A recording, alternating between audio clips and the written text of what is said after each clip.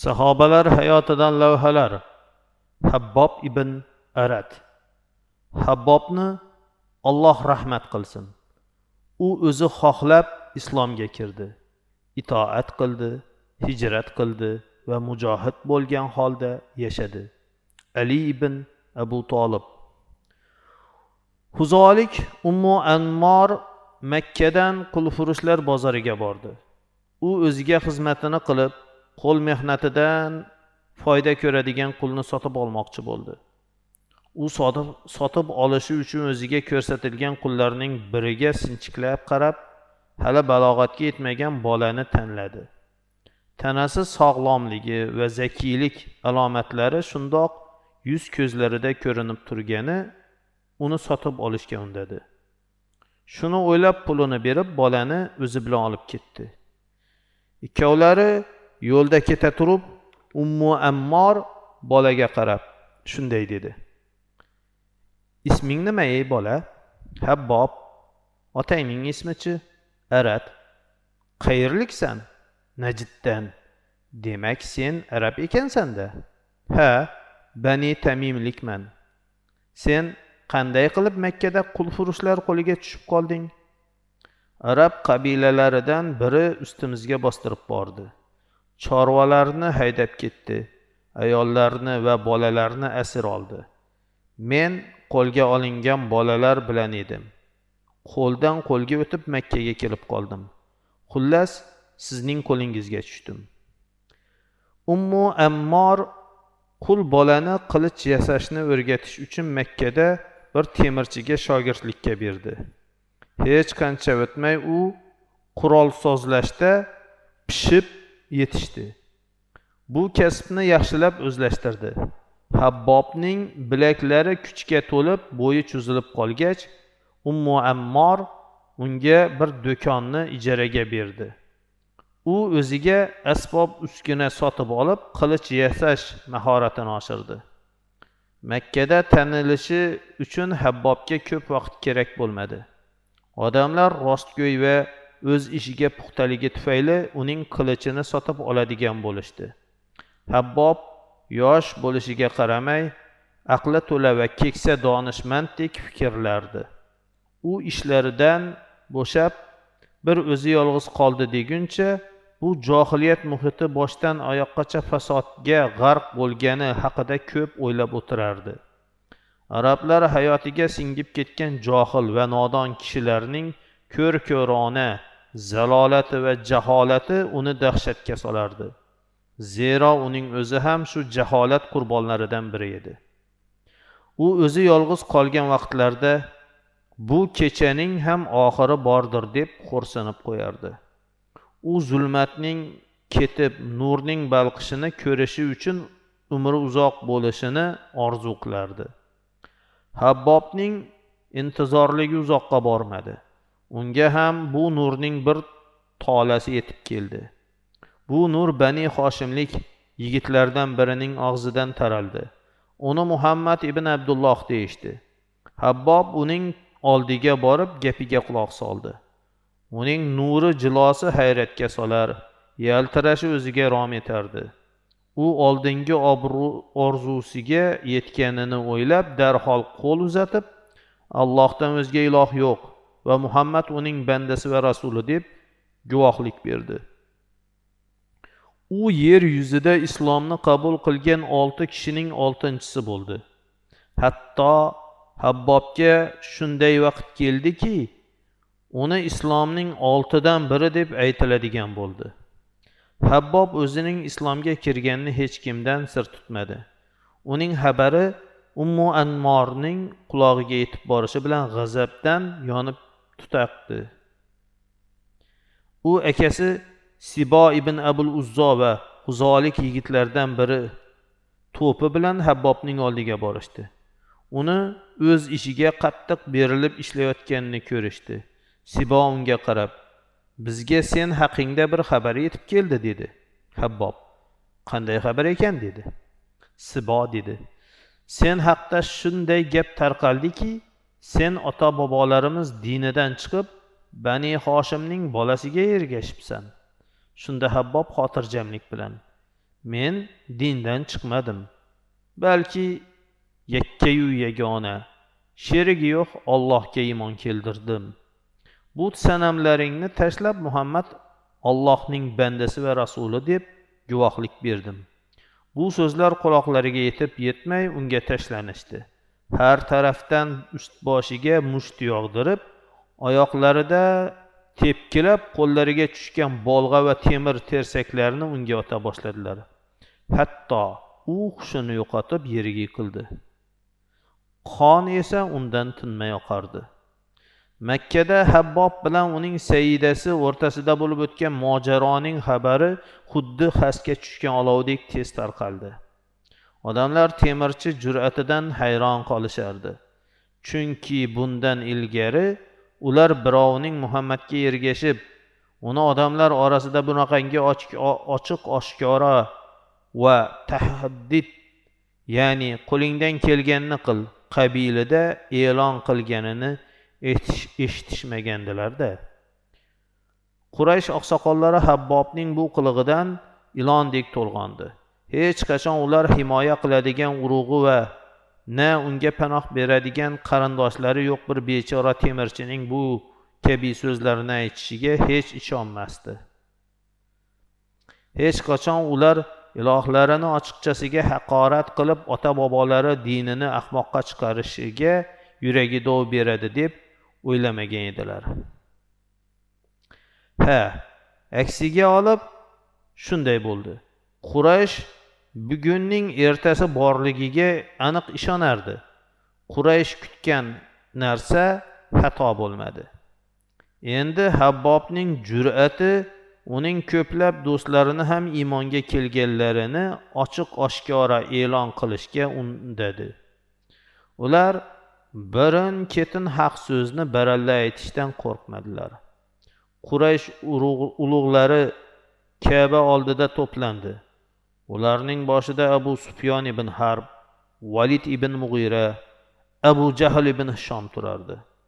Ular Muhammadning ishi to'g'risida o'zaro gaplashib, uning ishi kundan kun, soatma-soat kuchayib, zo'rayib ketayotganidan tashvishlanishadi. Endi ular kasal kuchaymasdan uning oldini olishni qasd qildilar. Ular shunga qaror qildilarki, har bir qabila o'z tobelaridan unga ergashganlarga tashlanib, ularga qattiq azob bersa, yangi dinni qabul qilganlar dinlaridan qaytar yoki o'lib qutular. Sibo ibn Abduluzzo va uning qavmi Habbobni azoblashga tushdi. Kunning o'rtasida issiq avjiga chiqqan va quyosh nurlari yerni cho'g'dek qizdirgan mahalda uni Makkaning toshloq joyiga chiqarib, kiyimlarini yechib, ustiga temir sovutlarni kiygizdilar. Suv bermay to joni halqumiga kelgunicha unga tahdid qilib shunday deyishardi: "Sen Muhammad to'g'risida nima deysan? Muhammad Allohning bandasi va rasuli. Bizlarni zulmatdan nurga chiqarish uchun hidoyat va haq dinni olib kelgan." Shundan so'ng uni ayamay savalab, rosa tepkilashdi. So'ng yana unga: "Sen Lot va Uzzo to'g'risida nima deysan?" deyishdi. Ikki but sanam ham kar, ko'r, soqov, na zarar, na foyda keltira olmaydi. Shunda ular qizib yotgan toshni uning orqasiga bostirib, to yelkasidan yog'lari erib oqquncha uni olishmadi. Habbobga azob berishdi. Ummu Ammor ham akasi Sibodan qolishmadi. Do'kon oldidan Allohning rasuli o'tayotganini ko'rib qolsa va Habbobga gapirayotganini bilib qolsa, jini qo'zib qolar. Badbaxt ayol kun oralab Habbobning oldiga kelib, bosqonida qizib turgan temirni boshiga qo'yardi. Oqibatda uning boshi tutab hushidan ketardi. Habbob esa u bilan ukasi Siboni tinmay duoibat qilardi. Rasululloh alayhissalom Madina hijratiga izn berganlarida Habbob ham chiqib ketishga tayyorlandi. Lekin Makkani tark etmay turib, uning Ummu Ammorga qilgan duosi ijobat bo'ldi. Ya'ni Alloh taolo o'sha badbaxt ayol haqiga qilgan duoibatni qabul etdi. U shunday bosh og'rig'iga yo'liqdiki, hargiz uning azobini ko'z ko'rib quloq eshitmagan. U og'riq zo'rligidan xuddi itdek uvillaydigan odat chiqardi. Bolalari uni olib bormagan tabib qolmadi. Bu og'riqni faqatgina boshini olov bilan kuydirsagina to'xtashi mumkin deb aytildi. So'ng o'sha badbaxt xotin o'z boshiga qizigan temirni qo'ydirar, shundagina og'riqni biroz unutib hushidan ketardi. Habbob ham uzoq vaqtlardan buyon totmagan rohat ta'mini Madinadan ansorlar mehmondorchiligida topdi. U Allohning payg'ambari qurbatidan nurli yuzlariga qarab ko'zlari quvonardi. Bu ishga hech narsa xalaqit bermas hamda uning sofligini bulg'amas edi. U ulug' payg'ambar bilan Badrda ishtirok etdi va u zotning bayrog'i ostida jang qildi. U yana Uhudda ham bo'ldi. Alloh unga Ummu Ammorning ukasi Sibo ibn Abduluzzoni ro'baro qilish bilan ko'zlarini quvnatdi. U badbaxt o'z halokatini Allohning arsloni Hamza ibn Abdumuttalib qo'lida topib, murdasi yerda itning murdasi kabi cho'zilib yotardi. Habbob uzoq umr kechirdi. Hatto 4 xalifani, ya'ni Rasulullohning 4 xalifalari zamonigacha ham yetib bordi. Ularning xizmati va rioyasini qilgan holda qadri ulug', zikri qutlug' holda umr guzaronlik qildi. Umar ibn Hattob xalifaligi zamonida bir kuni oldiga kirganida unga to'rdan joy berib o'ziga yaqin olishda juda mubolag'a qilib dedi: "Bu joyga o'tirishda Biloldan boshqa sizdan ko'ra haqliroq kishi yo'q." So'ng undan mushriklar bergan azob haqida so'radi. U esa javob berishdan hijolat tortar. Hadeb qistayvergach, yelkasidan to'nni yechib ko'rsatganida Umar ko'rgan narsadan seskanib ketdi. Umar bu qanday bo'lganini so'radi. Habbob: "Men uchun mushriklar o'tin qalab olov yoqdilar. U cho'g'ga aylanib qip-qizil tus olganda kiyimlarimni yechib, uning ustidan sudiray boshladilar. Hatto yelkamning suyagidagi go'shtlar ilvirab badanimdan chiqqan suv o'tni o'chirardi." Habbob umrining oxirgi paytlarida kambag'allikdan keyin boyib ketdi. Tushiga ham kirmaydigan oltin kumushga ega bo'ldi. Lekin u o'z molini inson hayoliga kelmaydigan tarzda sarfladi. U o'z dirham va dinorlarini kambag'al va hojatmandlar biladigan uyidan boshqa bir joyga qo'yib yashirmas va unga qulf osib ham qo'ymasdi. Ular kelib izn so'roqsiz o'zlari xohlagancha olib ketardilar. Shunga qaramay u mana shu molni deb hisob-kitob qilinish va u sababli azoblanishdan qo'rqardi. Uning do'stlaridan bir jamoa shunday hikoya qiladi. Biz Habbob o'lim to'shagida yotganda oldiga ko'rishga bordik. Bu yerda 80 ming dirham bor. Allohga qasamki, men uni yashirib qo'ymadim va biror narsa so'rab kelgan odamdan uni hargiz man qilmadim dedi-da, so'ng yig'ladi.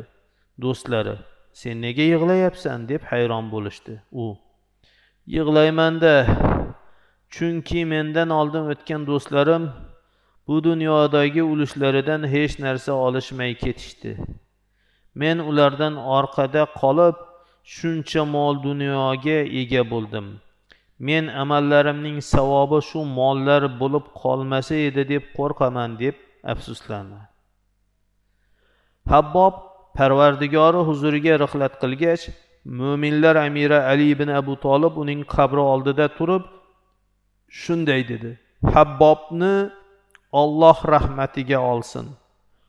U o'zi xohlab islomga kirdi, itoat qildi, hijrat qildi va mujohid bo'lgan holda yashadi.